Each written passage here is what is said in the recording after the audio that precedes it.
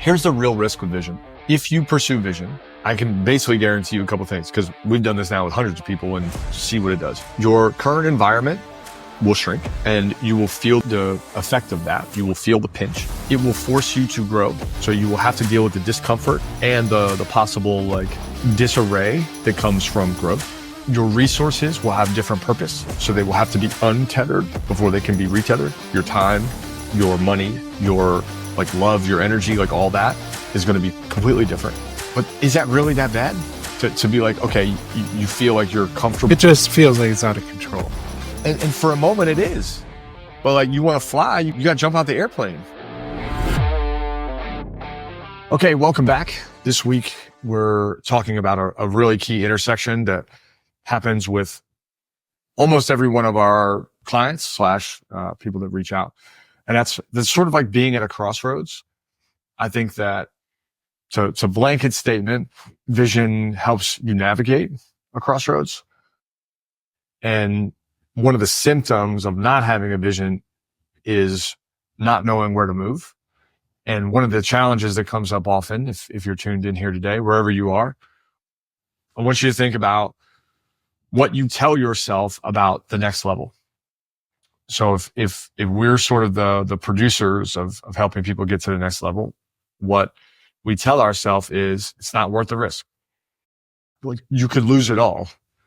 Or we say something like, I'd have to go through so much change. I don't want to go back to working.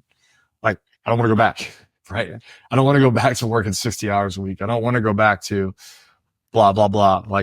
Input whatever your conditions are.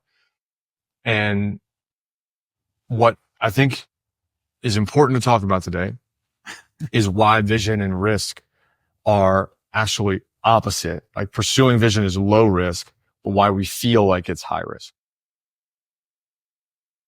I'm just laughing because if you use that image of a crossroads, two things. One, it's either back or forward, right? Mm-hmm. They're your choices. Yeah, grow or decay. Right. But think about if you were literally at crossroads. How do you decide which way? You have to know where you're going in order to know, do I turn left or right or do I go straight? Yeah. Right? It's that simple. It is that simple. And without spending time asking where you're going, you're going to stay at that crossroads for a long time. So when people come to us and they say, I'm stuck. That's it. This is why you're stuck, because there's no direction in mind. There's no criteria to make a choice. And would you say that the longer you wait in deciding which way you're going, that the sense of risk only tends to magnify? It feels much scarier the longer I wait. I don't know if it's the risk. I do know the emotion though. The emotion. So entrepreneurs, we're momentum creatures. Everything is momentum. So if I have a really great day, I'm probably gonna have a really great night. If I have a really slow day and I don't feel productive and I don't feel like I'm doing things or I'm growing or I'm challenging or whatever, I'm probably gonna have a really poor night. Right. Same thing is true with a month, with a year. Right. I'm gonna aggregate all of it into momentum. And when stuck starts to happen in one category, so we break ours down in circle, career, time, and health. If I feel stuck in one category, I'm going to feel stuck in all of them. And I'm going to make a sweeping assessment that I am stuck. So there's this, I don't know, juggernaut energy that's just but I'm stuck here. So tomorrow I'm going to be stuck. The next day I'm going to be stuck. And if that track keeps playing in your head, it eats you alive. Stuck eventually becomes your identity then, right? I'm stuck that's just the way I live my life now. I live stuck. It doesn't take long. I don't think it takes very long. And, we, in a lot of ways, this is our responsibility, right? As coaches in these positions to help people get unstuck. Well, what I find most fascinating sort of psychologically is that stuck is usually, I don't want to make a choice. It's not, I made the wrong choice. It's, I don't want to make a choice. And it's very binary. I'm completely binary. Yeah. So in this strange, contraption of a position, someone is likely to say, well, I don't know how to make the choice. I don't want to risk it. It's too high risk. I don't want to change. I don't want to grow. And simultaneously is like, but I want to get to the next level. I want something different. Hence the contradiction, right? I want something different, but I will not change. And, I get why there is this hesitation to want to enter into another growth plateau. To say, okay, I've capped this out and the next level looks totally different. I get why there's hesitation to do that. I also would challenge anyone listening, like to a one-on-one, like boxing match, for why you have to. Because if you don't go for that plateau, everything will slowly descend down until it crashes and burns. It's like, if I do nothing, I'm safe. And it doesn't work like that. And yet the fear is, and I have a question behind it. The fear is that I could lose it all. Well, like, what's the risk? What do they think is the risk? Then I'll go back. So I'll go back to how it was, where I struggled, or I could lose it all, or I'd have to give up something I've worked for. I'd have to start over again. I'd be uncomfortable again. I think all those are the visible level, right? The ones that are talked about. I really think what it is at a core is I'm not sure I can sustain the next level. I'm not sure that I'm ready for the next level. And I'm not sure I'm prepared to make the dramatic changes necessary to get to the next level. Because there are dramatic changes needed, right? To really engineer a lift to get. But the issue is the feeling gets in the way of that. Mm-hmm. Because it feels magnified, I would think, in that moment. Even though logically speaking, it can be a big change, but it just feels like a lot. Yeah. The fallacy at a really elementary level is that. So let's look at the arc for most entrepreneurs, right? In order to get to a place where you can really start to think about vision, where you have the resources to do this, where you have the capacity to think bigger than yourself, you have to climb so far up the mountain that you're already segregated from your peers in positive and negative ways, right? You listening have probably had to shed many of your friends. You probably had to shed many of your habits. You probably have worked hard for 5, 7, 10 years, maybe more than that. You've given up nights and weekends. You've given up the comfort of like, I go home and clock out. You've given up morning, wake up in bed at 8 and stroll into work. You've given up all these comforts and luxuries that many of our peers get to talk about, though I think they're probably traded for the right reasons. You give up years and years of 40-hour weeks for 80-hour weeks, 70-hour weeks, 60-hour weeks. And when confronted with like, there's a next level, the immediate thought is I'm going back to that I'm going to have to hustle like that before. And that's sort of the loudest and most important fallacy that we have to break when we start our journey with clients, is that you're not going to get to the next level the same way you got to this level. It's not going to cost you the same. Actually, it's going to cost you something totally different. It's usually going to cost you your frantic speed and your energetic output. You have to be a lot more slow and thoughtful and methodical. You're going to have to be a lot more intentional, and you're going to have to be a lot more disciplined and diligent with all of your activities, but you're not going backwards. So essentially the identity that they've created for themselves to get here is going to die. It has to die in order for, and there's a fear of what that looks like beyond. There's the fear of the unknown there. Mm-hmm. And so the automatic response is, I'm going to go back to where I was. I'm going to stay. Yeah, I'm going to stay. Which is is the worst choice. As someone who's been in that place of making that, I could still remember my final days in ministry saying, can I do this 40 more years? If that's what you want, then keep doing what you're doing. Yep. But it will catch up with you at some point. So I literally had a call with a guy this week who was kind of on the fence about whether or not to join the Living Vision program. And it was really interesting because there was an awareness that his circumstance was painful.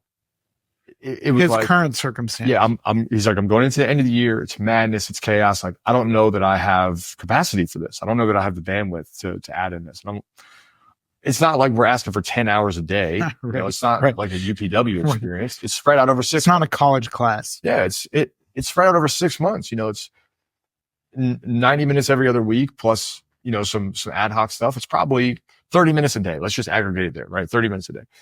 So, okay, maybe I can figure that out. But the interesting part of this was like, he had an understanding that the way that he had been operating for a long time, his relationship with money, his investing, all this was so flat because he had gotten to a place where like, I'm comfortable, right? So I attribute that to like, that's a second version for most people. So the first version is like, I will crush and destroy myself to break out. Then I get to the next place, number 2. I've become a new person. I have new taste. I have new friends. I have new problems. I have new things that have segregated me from version 1 and that environment. So I'm on version 2 of who I am. And this individual, as we're talking through it, is like, yeah, I can tell you who I was. I didn't come from anything. Now I have money. I have these problems. I'm dealing with tax shit, but I'm bored. I hate where I'm at. I'm really uncomfortable here, but it's not really that bad. And that's the line. It's not bad enough. Right. That's the line. Right. It's not that bad. and here's what happens, right? And here's why the risk piece comes into play. Keep telling yourself that. Dude, it's almost a laughable comment, right? It's the indicator for both you and I to be like, whoa, dude, you got a problem, right? Because when you say something, and I've said that, right? You know my story. Well, and that's why I'm laughing, because I think we all say it at some point. You know my story, like specifically being like, it's not that bad. Like, no. If you're saying it's not that bad, it's that bad. Right? Correct. Like, you're already there. Yeah, you're already there. So like the people on the Titanic said the same thing, right? Water's gushing everywhere. Like, it's not that bad, guys. It's fine. Like, no, the ship is going down. It's just going down slowly. So we talk about this. That's it. You don't realize until you're underwater and you're drowning. Exactly. Until it's too late. Yes. Right. Yes. So here's where the risk comes in. And I said this rather directly. Like, you have 2 options. You can either die now. Like, cool. If we're going to be the catalyst for that, blame it on us. Like, where you make the choice. Correct. I'm choosing to die to let version 2.0 go. Yes. And to birth version 3.0. I'm going to choose that. Or here's what will happen. You will keep decaying slowly and slowly and slowly. Your job will eat at you. You'll hate your commute. You're going to start to notice everything, especially after this conversation. You're going to notice everything around you that's wrong. You're going to notice how you're not impacting people to the scale that you could. You're going to notice that your family and friends don't like look to you for guidance. You're going to notice that people aren't inspired by you. Your radius is small. And every day that office is going to get smaller and smaller and smaller until the water keeps rising. Until one special moment. You get to choose whenever this moment is. You get to choose and be like, I'm done. But that could be 3 years. That could be 5 years. That could be 7 years. I've heard it from people that it's like, dude, I've been doing this a decade and like, I hate it. I don't want to do it anymore. And in that moment, you will have the same choice. The same choice is I'm going to choose to die or I'm going to keep deferring my decay. And what I find interesting, so this conversation was fascinating. Like, got real estate, got money, got a job, got some impact, can see that like in our conversations, the biggest thing for him was like, I can make a bigger dent. And I think what we really do when we think about risk here is like, but I would have to risk everything.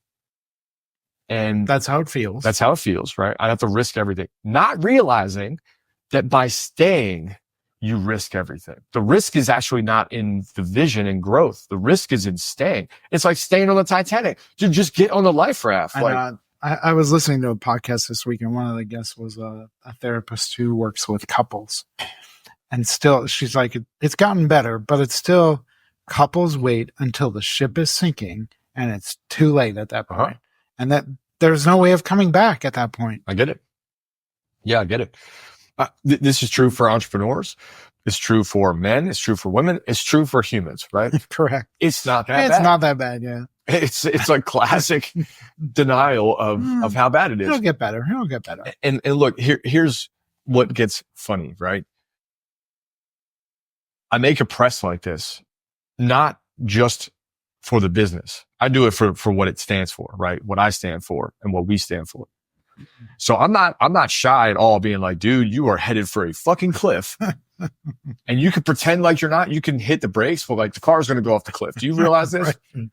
Because in language, you can detect these patterns, right? You can kind of watch someone's body language and understand where they're really at. And if you watch someone in this position long enough, what you see invariably is they'll start talking about where they're at, and they'll start talking about where they're at, and they just like their shoulders hunch more and more. Yeah, and then I start asking questions about like, what would it look like if impact was like your driver? What if your business could fund impact? And like, you see them start to like pick up again and then go back down as they talk about where they're at. And then when it comes time to be like, do you want our help? Like, can we take you there? Like this thing works. This thing works 10 out of 10 times. And here's the deal. I'll guarantee you that it works. And you see them like, because in their head, what they're looking at is like the risk of like, wow, man, there could be a whole lot of difficulty that way. Not the risk of staying. Yeah. The crazy thing is the place where you're staying, the place where you're at is already dead. Mm-hmm. It's already dead. So do you want to just stay there? There's no logic behind any of it. It's so driven by emotion. It would be like going outside to like your favorite tree with no leaves. It's not fall. Like it's the middle of like spring and summer, no leaves, all the bark's like ripping off of it. And you going out there with a watering pail every day and be like, hey tree, like that tree's gone. Right. She gone. Right. The branches are falling on top of you. Yeah. Like you touch it and it snaps. Right. And it's still being like, not that bad. I'm going to save it. It's not that bad. It's not that bad. Yeah. And, I'm going to see how many times I could say that today. or hear it. Right. Right. We say it in a lot of different ways. But, you know, to go back to risk here, what becomes interesting is that risk is an interesting calculation, because what we're really doing in our head is we're saying, I'm weighing the resources, my time, my money, my energy. I'm weighing all that for an unknown. I'm calculating that based on X, Y, and Z, X plus Y plus Z equals question mark that way. And it's like, well, or ABC equals guarantee. And that's the lie. Like, in some way there is a guarantee, but the unknown here is actually way more dangerous, because the unknown here is collapse. At what point does it collapse? At what point do you collapse? Right? If you're successful in business, I've said this many times, if you're wealthy, but you're not healthy, you're not wealthy. Well, I'm also thinking essentially, if you're talking to someone who's like late 30s, early 40s, if you do this now, you're going to have to do it several more times before you're done. Yeah. Learn how to do it. Yeah. But again, learn how to die before you die. That, from my previous life. And that's essentially once you do it consciously, I think you never hesitate again the same way. You might be reluctant, but I think there always is a reluctance to it. But you kind of know, like, I know I gotta do this. Because then falling off the cliff is a choice at that point. More often than not, the first time is you're pushed off or the cliff just crumbles. But then you can start making a choice to do that. Well, as an entrepreneur, I can tell you the first choice was like, I'm running from something. I don't want to be here, so I've got to go. So I'll jump off the cliff, like knowing that I'm probably going to die, but better than staying here. I just keep thinking of the conversation we had moving you out here. You're going to die. You know you're going to die. You know you're going to die. So when I quit my job in 2015, might be in a book someday. In 2015, when I quit my job, I knew that it was going to happen. Everybody around me knew it was going to happen, but I was willing to make the dive out of probably more than anything, ignorance. Right? Jump number 2 to go from version 1 to 2. How old were you? I was 27. Yeah, you don't know better. You don't know better, right? Right. So I'm ignorant. But having gone through it, then to go from version Aaron 1 to version Aaron 2, ignorant. Then the second version of me is like, oh my God, you know what you know what that costs you. That costs you everything. Like I watched friendships dissolve. I have watched friendships continue to dissolve as I grow and grow and grow. I've watched habits and behaviors leave me out of the invitations for parties and events. I've missed birthdays. I've missed, cousins and like so much. Right. But also it's opened up new doors that I would never have been able to reach had I not made that jump. But then going into from the transition from 2 to 3, I'm no longer ignorant. I know what it cost me. So now I'm weighing costs again, right? I'm like, oh, well, I don't know what it could take. I don't know what it could be. I don't know how hard it's gonna like the climb is actually gonna become. So do I really want to do that? And then I start to make this assessment about like, what's risk? What's this? And then here's where the like present day risk gets really overwritten.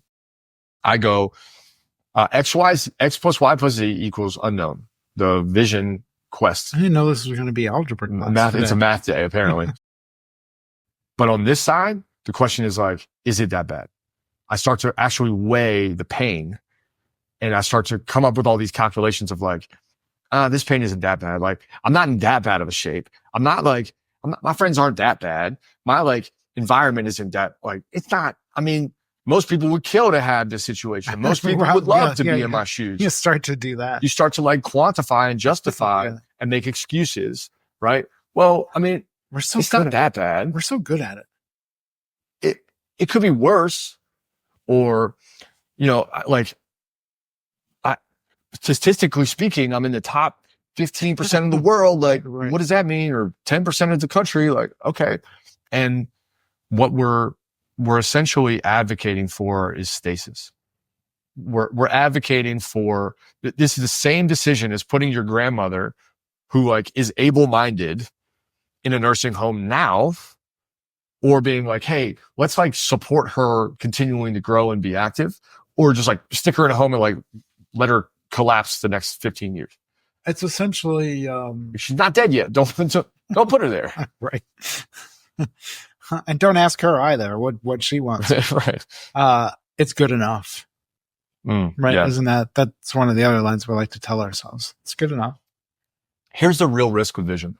At a core, if you pursue vision, I can basically guarantee you a couple of things, because we've done this now with hundreds of people and see what it does. Your current environment will shrink, and you will feel the effect of that. You will feel the pinch. Can guarantee you that. It will force you to grow. So you will have to deal with the discomfort and the possible like, disarray that comes from growth. So your current, order will become a bit more chaotic at first. Can guarantee that.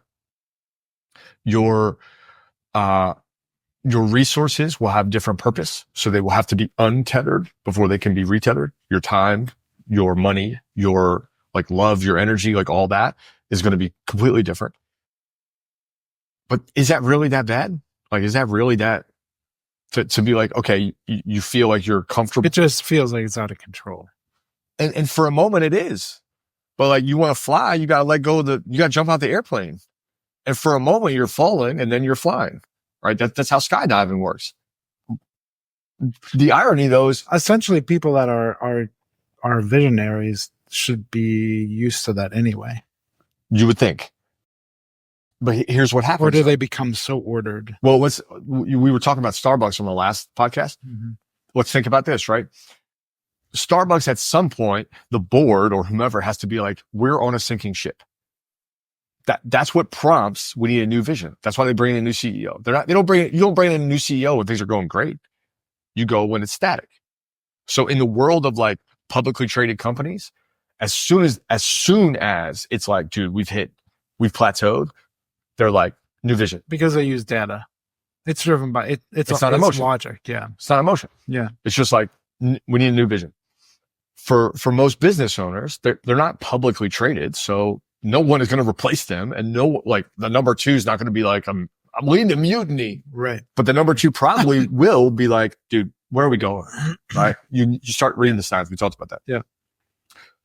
So as soon as those organizations hit like cap, they change, and I think in the personal space, because they know what's next. They know what's coming, right? If you're static, all your like engines are already cut off. Yeah. The airplane is going to go down. You just don't know it yet. So you refresh it, you invest in it, you do what you got to do, right? Southwest is in the middle of a new vision.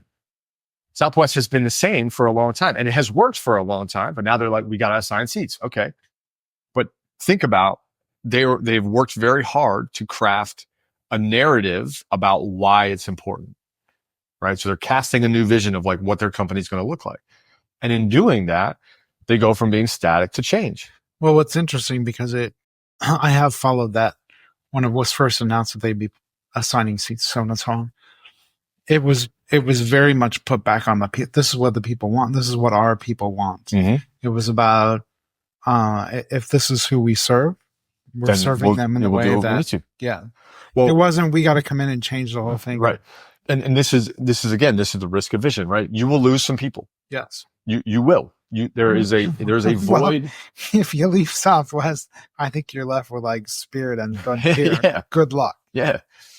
So you'll lose some people. And that's true when you work with us. You will lose some of what you know. And we know you don't want them on Delta. I'm a Delta guy, bro. I'm a Delta guy. Right, yeah.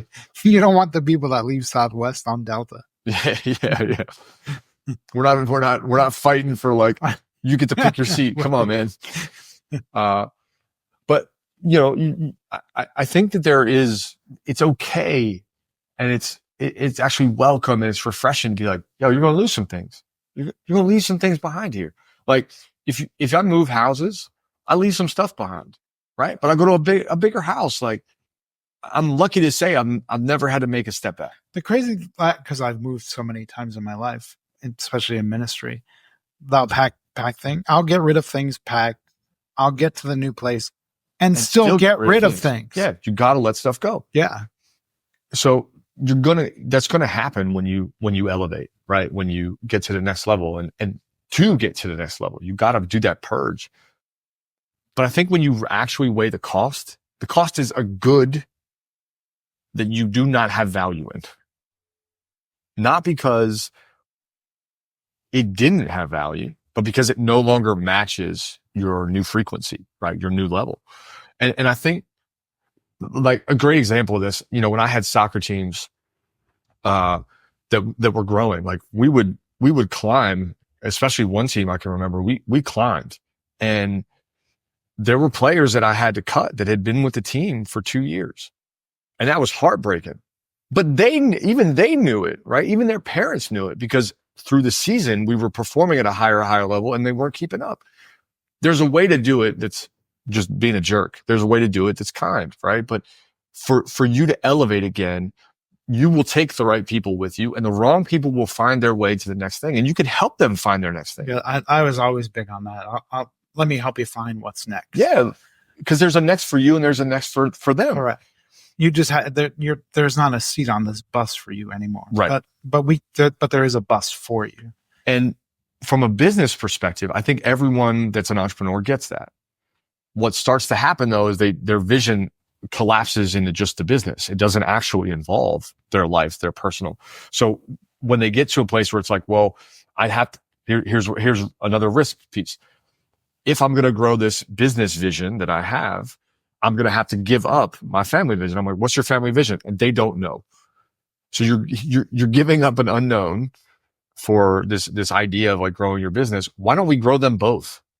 Right? Why don't we create a method that allows us to expand? And I'm not saying you're not going to have to make trade-offs, but this like risk of I'm giving up something I'm not even clear on is somewhat silly.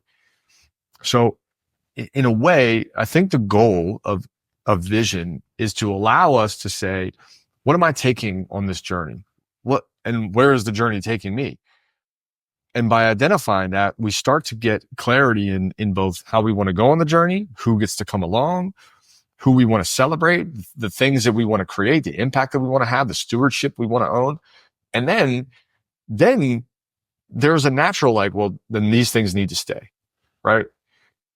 I was just thinking from my previous life, I didn't have the line. There's a lot of things that I could translate back and forth. I just didn't have the language then. how many times, because I think there's a lot of visionaries in the Bible as well. But there is a common thread, if I think back to so many of those stories, that they all recognize that they're, in that case, called to this vision. Something bigger. Yes, something bigger. There's always a resistance to it. Like, Now, I don't want to. Now, what is it going to? What's going to be expected of me? What's the cost? Yes. Yeah. What's the cost? But eventually, they get to a point where it's like, I can't not do it because it's in me that has to come out. Yeah. Yeah. I love that, man. What do you think? So there's a reluctance to the cost, and then there's eventually just a commitment. Like, what triggers that shift? Like, whether that's been your experience, whether that's been what you've read, whether that's history, whether it's what you've seen through your life. The first, what I think first happens is the cost that is seen by people in the Bible is that it's all external. Everything is external. It's what's going to do to me in this environment. What's it similar to what you've been talking about? Yeah. It's somehow going to impact how I fit in this space, in this world. And what's the pushback? And what am I going to have? What's the cost? It eventually has to come to this place where they're okay with that. It's about them having to do this. And it's coming from a place deeper within that. That's the language I would use. It's kind of being summoned out of them. Like, this is where you got to go, regardless of the cost. You got to go. Yeah. But more often than not, they kind of have to step away, wrestle with it first, and then come to some semblance of peace and, all right, I could do this. Mm-hmm. There's a confidence that comes. Most of the moments where I've had the switch from reluctance to commitment, I think have been really like two components. One is almost the best way I can describe it is if I don't do this, I will be giving up on me. Correct. Like, I'm quitting. Correct. Cause I know the cost is you. Yeah. Like the journey's not done here. Yeah. Like, this is where I end. This is really where I go. This is as far as I can take my life. Yeah. You know, it's like a sad, like bittersweet. This is it. Yeah. Like, I think every good way. Every time that's happened, I have been saddened and again, like, sort of, grappling with, is this all I can become? This is where I end. I think that's there's a grieving process that takes place, I think, in those moments. Definitely. But the push to, I don't think you need to push people. It'll eventually push them. But yeah, that's a good way of putting it. If it's within you, correct, you can't not go. Correct. And I want to say this because I think it's important. Like, in the Bible, at times God will just say, go. Hit them over the head. Well, I believe that every person has an end, right? Not like physically, like, but what I mean is that every person gets to a place, or can get to a place, where it's like, okay, I can rest here. And that's okay. But all the conversations that we're having with people are like, I know this isn't the end. Like, there's something within them that knows that they're capable of more. And the pursuit of that is in my opinion, the most noble pursuit. It's the worthy cause that we're all seeking. So if you wake up and you're like, I felt like, is it really, is this the best I can do? Is this all I have to give the world? Is this all I have to create? And is this all the art of me? Am I truly tapped out, or am I just afraid? And all you have to do, because you're there having conversations with you primarily, is you essentially make them curious about themselves. That's it. Yeah, because they have stopped. Correct. They've gotten stuck at a crossroads. Yeah. And yeah, I think at that point, it's just an honest conversation about, like, hey, do you want to stay at this intersection, or do you want to imagine that there might be others? Right. The second thing that comes up is, you know, those moments for me have often come with, like, where I go from reluctance to commitment, have often come with this, I will label it grief. And there's a grief happening at the same time on both sides. The grief is like, I will have to leave behind some of my best moments, my friends, my peers, the people I love. Like, I will have to leave that behind. I carry the memories, but I have to leave some things behind, right? It's like leaving behind a favorite thing. When even thinking about like kids, like you don't get to keep your blanket. It probably won't even last that long, but eventually you leave that behind. That doesn't mean you don't care about it. Doesn't mean you don't love it, but there is a grief of like, man, also. And then the other side of that I experience is like, but don't we all need a leader? Like, don't we all need an example? And who am I to deny the people I love of like an example? And again, would I quit on that? Because at least for where I grew up, there was not a model of like getting out of some of these situations. There was not a path. So if I had the opportunity to take the path, I can carve it for somebody behind me. Like, why am I so afraid of that? Yeah. I'm laughing because I'm thinking, and most people would know the story. In the Bible, there's the story of Jonah who gets swallowed by the whale, gets spit out. It's the same thing. He doesn't want to do what he knows what he has to do. Gets spit out, and he does it, and people actually change their ways. And then he gets pissed at God because it wasn't as hard as he thought it was going to be. We always make it harder than it is, even in our work, right? The program is not hard. It's complex sometimes to like unpack, what your vision is, but it's really not hard. It's not like painful. We're not like gutting you and then putting you back together. We're assembling a new version of you. And then we get to honor and celebrate the old version as we let it go to seed. Right. It's sort of like a Viking death or you've seen those Viking funerals? Yeah. Where you like put the body on a raft and then you light it on fire with an arrow. There's a big bang theory that has that. They use that. If something should happen to me, please find someone to do that for That's me. where I've seen the example of it. Yeah, that's what I want. I don't want a regular funeral. I want a Viking funeral. I mean, ask any woman who's given birth and ask her how painful birth is. She'll tell you something new is painful. Yeah, something new. Yeah, that's a great example. Maybe we should make our program 9 months.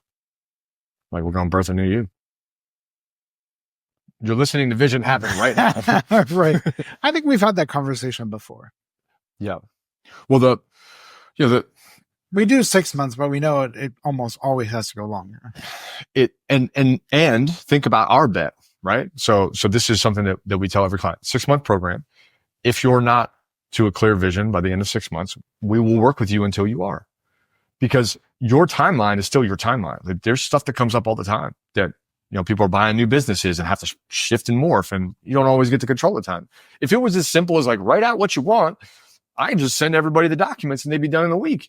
But it's bigger than that, right? It's you are crafting this new vessel and then becoming that person. And I think here's a great example for like what vision costs you. Our program requires a bigger investment than many. It has a bigger magnitude and a bigger impact than many, but it costs more than the investment is bigger than many. So that means we've had to leave behind as I've grown as a coach, as we've grown as a business, we have had to leave behind some of the clients that could have said yes a while ago that we just can't take on. And we have a limited radius. How do we expand that? But as we build with bigger individuals who are ready for even bigger, their radius extends to thousands and thousands of people, right? It's like we get to help catalyze their impact, and then their impact catalyzes, I'm sure, more. And, they become leaders and visionaries in their own right. But that's an uncomfortable thing, right? For me to go back to where I first started, we were like $30 an hour, and say, I can't help you here, is very hard, but it has also been part of the vision, right? To grow. And I think we end up in that reluctant friction of like, but I don't want to say no to the people. I don't want to say no to these friends. And there's ways that we're able to navigate that, right? We have a big retreat that's opening up in January that is a pretty nominal investment. It's $2,000 ish, depending on where and when you buy and what kind of package you buy. But like, you can come all into this retreat for probably like $3,000, give or take, especially if you buy early bird, for this, a similar experience that costs typically like $6,000 to $7,000. Yeah. If you're at a different one of our retreats, and certainly different than a $30,000, $50,000, $100,000 program that we have on the backside. So like, there's ways that we can do that, but I think that's change impersonated, right? It's part of the journey for companies and organizations to say like, well, you're not our client anymore. Like, and that's okay, right? Yeah. So, but there is a sadness to that I understand, because I would love to help everybody. I would love to go back to the entrepreneur that I was at like the first year and a half and be like, hey, I could help you. But doing the events like in January helps to kind of feed that. It does. There's still an opportunity for other people. Yeah. And I wouldn't call it philanthropy, but there is an edge of like, we can help more people using this format. Correct. Right. Correct. But the format changes. Right. Whereas, which we had to, in order for the business to grow, we've had to do that. And every entrepreneur gets that. Every entrepreneur has experienced that at some point. Yeah. That doesn't mean that they want to do it again. Right. But it changes. I remember when, some of you may have been affected by this more than others. Adobe, Photoshop, Lightroom, like Illustrator, all these programs. Adobe went to, like, I used to be able to buy Photoshop, or like I'd have a CD and it would be the program and I'd have a key, right? So I could like hack the key or whatever, but I could buy the CD and I owned the program. And it was probably, what year was it? It was probably like 2017, 2018. There's a great story about this in a book called Disruption. I think it was like Charlene Kim or something. The book is called Disruption. And Adobe had to figure out like, if we're going to change the model, we need to do it, and we need to do it now. And what they were, I'm sure, thinking about is, if we go to the subscription model, it's now like $500 a year. I get access to all of it, but like it's $500 a year. And you no longer own it. You no longer own it. I don't own anything, right? It's just access. If my subscription ends tomorrow, that's it. That's it. I just don't get access. And that similar model existed with Microsoft, right? They did the same thing with Office and Word. It's no longer you buy and own it on your computer. It's now access. Same thing with music. How about Netflix? Music, movies. It was originally everything has changed, right? DVDs. We now accept it. But at the time where Netflix, Spotify, Microsoft, and Adobe were switching to like, you don't own anything anymore, there was a lot of resistance. People were just like, fuck this, I'm out. I'm going to go find something that I own because I want the ownership. Now that model is less. Yeah, then there was like pirating songs. yeah, Napster and all that stuff. That's right, Napster. But now it's commonplace to be like, well, I don't own it, I just get access. But what we don't talk about is the transition, because we just see that they made this big pivot, a new vision erupted. Well, for us, one day I do this, the next day it's it. Yeah. So you think about that transition. If I'm a brand new photographer, or if I'm in college, I don't have $500 to pay for software. I don't get the luxury of like the Adobe Creative Suite. Now, I think they made college packages or educational licenses, like or whatever. Microsoft does. They usually do that. Yeah. And they many do. But even still, like, even if you make it 300, I can remember what college was like. There was not, maybe over months, but not at once. It wasn't very easy to make that kind of purchase without asking for some kind of help. So you immediately, back in my day when we had to like exchange like an abacus. Exchange golden coins. But think about how many people. We've said this before. I mean, Emerson won't know cash. I know he won't. When that happened, I'm sure a bunch of their audience in all of those businesses were just like, I'm out. And you have to build for the future. That's the risk. That's the risk. But if you don't do it, but they bank on people will come back. I think because it's either this or you're not going to have access anymore. But there's also this edge of like, it's best for the people that we love. Yes. Right. It's best for we want the diehard raving fans. It's best for them. sort of like Southwest. We were just talking about events last night, people hosting events. Like, you eventually have to start charging something. You got to get some skin in it to get a commitment. Yeah. So just think about this for Southwest, right? If Southwest is charging for seats and they're doing it because they're for the diehard Southwest fans, those diehard Southwest fans are probably like, thank you, goodness, man. Yes. I fly on this airplane all the time and I'm always like C-1000. Yep. I'm like the last person on a plane trying to find a seat. I got to sit next to like just in the aisle with somebody's legs out on top of me. I was waiting to see how you were going to go with that. I'm crunched in here. Like I get the last chair and I don't want that. I don't want that anymore. You see the football player walking on like, please don't sit here. Please don't sit here. Please Yeah. don't sit here. Yeah. Cause if you build it for the diehard fans, you will grow. And I think, And how did they sell it? Our diehard fans said this is what they want. So a lady reached out to us after a speaking gig like a few weeks ago. So she's like, the struggle is that me and my business partner are like, we're toggling. Do we keep the minimum where it is or do we raise it? She's like, I know we need to raise it. If we want to get to the next level, I know we need to raise it. But right now, my partner is like, no, we don't want to like kick people out. And like that becomes the tension, right? The minimum has to be, the minimum and the maximum are tethered together. Like you can't run an organization where you get so wide because then you lose. You're going to get. I think we've been in the perfect window if you want to raise prices because everyone has raised prices. I know. On everything. I know. And so there's an Chipotle's expectation. $20. Like, I know. What the but hell? There's an expectation that it's going to happen. So do it while the expectation is there anyway. Yeah. There's otherwise, the window closes. Yeah. Or you're doing it in an inconsiderate way. Correct. You're just like arbitrarily doing it. Correct. And there, all of these things signal to what vision really is about. But like, I don't remember. I think it was Apple. Apple and the vision of Apple almost collapsed because of some of the challenges. There was an episode a couple of months ago where you said you solved Apple. So I solved the Apple problem. Always. But like Apple hit this wall. Waiting, mine just updated last night. Well, what will happen? You got Apple Intelligence now. They know everything. Apple was running into a big problem.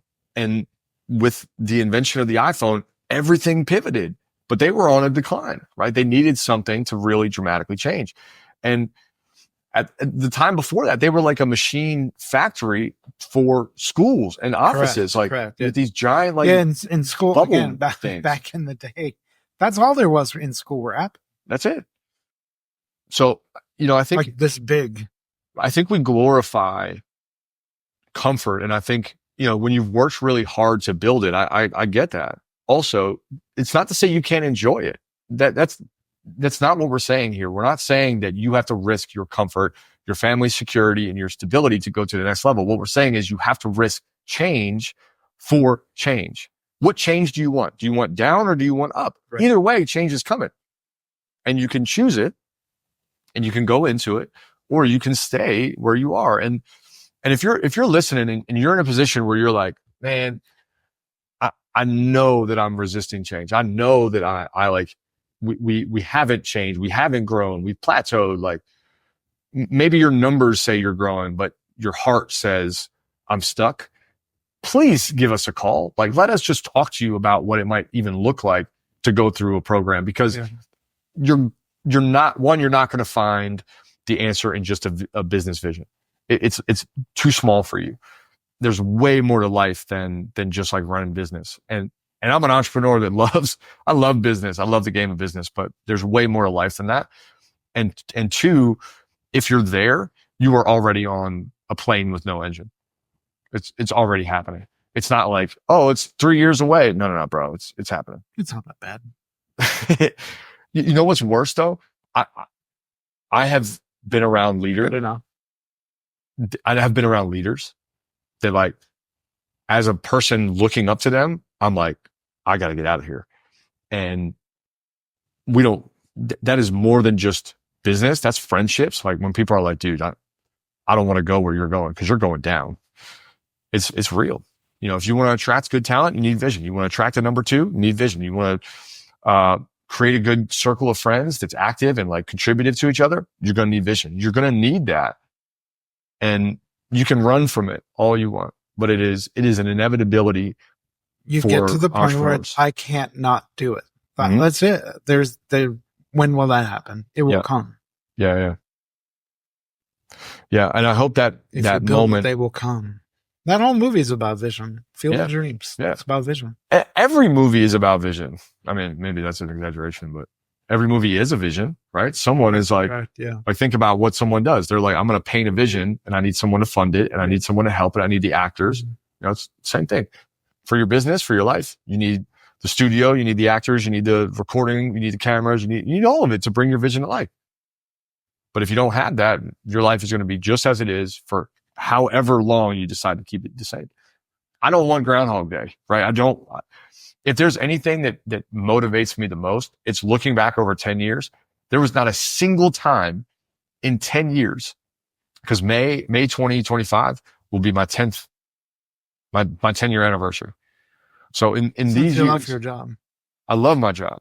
No, Since since I left. Since you Oh, left yeah. that job. But I love what I do now, right? I love every part of what I do now, even the days where I don't love what I do now. But in those years, there's not been a single day that has repeated. Not a single one. The crazy thing is, maybe it was at book club last night. I was telling someone January will be 6 years that I left ministry, which blows my mind that 6 years has passed. When you're pursuing a vision, it 6 years. goes fast. I think it actually makes it easy too. Okay. So we've outlined the risks and why the risk is such a false narrative. I hope that wherever you're tuned in from, that you start to weigh your risk, and that if you are in a place where you start saying it's not that bad, like that you at least take a moment to look into resources. You have to say it the right way. It's not that bad. It's not that bad. Yeah, like there's a lot of intonation in Yes. that. Nah, it's not. I mean, it's not Which is that part bad. of the justification. Yeah. Yeah. Because I want to feel. Yeah. Not that bad. Yeah. So if you like, it doesn't have to be us. It could be, there's a lot of resources to help. There are other coaching programs. There are other great resources. Go to UPW from Tony Robbins. Like there's a lot of resources that you can make, and we will happily recommend you to other people if you're not a fit for our program. But my goodness, please do not let that silly excuse and narrative dictate how far down into descent you go. Like address it early. Identify that change is a choice. Identify that there's a possibility for you that's different. If what we've said today or what you've been hearing the last several episodes starts to connect with you and you're like, you know what? I can't see. I am blind. I don't have vision. Then I'd encourage you to check out the Vision Summit that's going to be launching in January. You can go to aaronvelke.com/retreats and learn a little bit about it there. But the importance of you taking action, I can't make you read that. I can't make you look it up. I can't make you get there, is important. Nothing will change if nothing changes. And what you don't change, you choose. So if you like your situation, if you like your future, if you like your life, if you like the fact that you can't see, cool, keep it. Otherwise, check out the Vision Summit. We're doing it in partnership with Ryan Kennedy, a phenomenal health leader who's going to lead breath work. And we're going to talk about health performance as you go into 2025. So we'd love to see you there. We have early bird seats available now. And I expect that it's going to be a phenomenal event where we guide you through the exact same frameworks that we take our $30,000, $50,000, and $100,000 clients through. So you get a lot to walk away with. You get a lot of value. And we're going to help solve this problem of like, it ain't that bad. And instead of it ain't that bad, we're going to make today that bad. And we're going to make tomorrow that great. That's how it's going. But before we wrap, because this is probably one of our last episodes for this year, for 2024, do you want to say like a minute of what's coming? And you already mentioned the Vision Summit, but what can people expect in 2025? Yeah, we're doing some cool things. We were just sitting and mapping out the vision several weeks ago. So a couple things. One, we're going to have these like really keynote kind of retreats. They're accessible, they're affordable, and they're sort of designed for a mass audience to learn about vision and go through all of our frameworks. So look for a couple of those next year. We're doing some really special and select VIP retreats, which are going to be great. We're also, this year we've done, I don't know, maybe 8 or 10 immersions. Immersions are single day, full intensive coaching programs where someone flies to Phoenix, flies to Scottsdale, and we go through a whole day together. We do cold plunge in the morning. We do infrared lights. We do a workout. We do meditation. Then we go through about 8 hours of coaching and land at dinner to celebrate the day. So it's like doing months of coaching in a single day. They're incredible experiences, and they're very interactive and much more dialed in. I won't go through the content of them, but you can imagine going through, a single day of that is a lot. Well, this year coming, we're leveling up that experience where you would fly into Scottsdale. We're going to do this about 8 times through the year. So they're pretty selective and limited, but fly into Scottsdale. We're going to pick you up. We're going to get you in a private plane up to Sedona, do a weekend in Sedona together, another full day experience. And then a little bit more goes on top of that with some really epic adventures and activities. But those VIP sort of immersion experiences are designed to really help you see better in Sedona. Sedona is a magical place. And part of it is we want to give you a view. What's that? Take them into the vortex. Into the vortex, yeah. There's vortex and crystals everywhere in Sedona. But there's also like really, really spectacular views, right? If we're going to talk about vision and we're going to elevate you, you'll see it from a plane. You'll see it from the mountaintops. You'll see it from the like red rocks that are there. It's just such a beautiful place. So all that to say, that's another one of our 2025 experiences that we're bringing you. And then we're going to be working on sharing some really special content. I'm not going to tell you any more about it right now, but we've really been working on, how do we bring the number 1 and number 2 conversation to more businesses? If you have a big vision and think that you can do it without a really good number 2, you are mistaken. So we're going to be doing a lot of training on that. We're going to be building out a community on that. We're going to be really isolating to help individuals like yourself get acclimated with what it means to be a number 1 and like how to be a visionary, like actively. And then also how to recruit, train, grow, and develop a number 2 that can bring your vision to life, because you will absolutely need that. The wrong number 2 sinks your ship. The right number 2, that shit will take off. So we're going to be doing a lot related to the number 1 and number 2 relationship in some of our content. We plan on launching an online community. We're going to tell you more about that later. So stay tuned for that. And then I'd say last but not least, like we're expanding our team here to be able to serve, at a higher level and make sure that we can deliver. We're going to have some gatherings here in Scottsdale. So if you're around and you're one of our clients, we're going to bring you into a VIP experience here. Do maybe some live recordings of the podcast and bring in some high caliber guests for everybody. So there's a lot of really cool things coming, man. I'm big stoked. Things coming. Big things and big change, right? And things we're saying no to. Right. We've been hosting networking events here that have been open, and that's changing. Like we won't be doing it that way anymore. There's going to be you're going to need a ticket, right? Meaning whether it's paid or unpaid is irrelevant right now. It just won't be like anybody can come. Right. You're going to have to meet a certain standard and criteria to be able to get access to this stuff. Yeah. And that's just how it works, right? That's just growth. But what I mean is how it works is not business. What I mean, that's what growth looks like. Change. Yep. Yeah. We're excited for it. And I hope you're along for the ride. The podcast is a place we hear a lot of comments, a lot of positive reviews and feedback about what we're talking about. But we'd love to hear from you. Tell us, what you think, what you want to learn about as we go into the next year. If it's goals, if it's setting a vision, if it's, how to reflect on the year, like all of those things. We got some great tools we're going to be layering to you also as we go into the next year. So check out all these different things. We will get them to you. If you want some of the tools, we'll get them to you. We've got some new systems in place to help you get the same kind of tools that we use with our clients. And, as we go, this is about you. So send us a message on Facebook, on Instagram, on TikTok, like wherever you are, on LinkedIn, and let us know what you want to learn about when it comes to vision, where you might be stuck, what your beliefs are about why you need to grow, or your friction point, and maybe we can just help you where you are. So we'll see you on the next episode. Great job, Marty. Have a great holiday season. Have a great holiday season. Bring the new year strong if we don't talk to you before then. And most importantly, get out of your own way.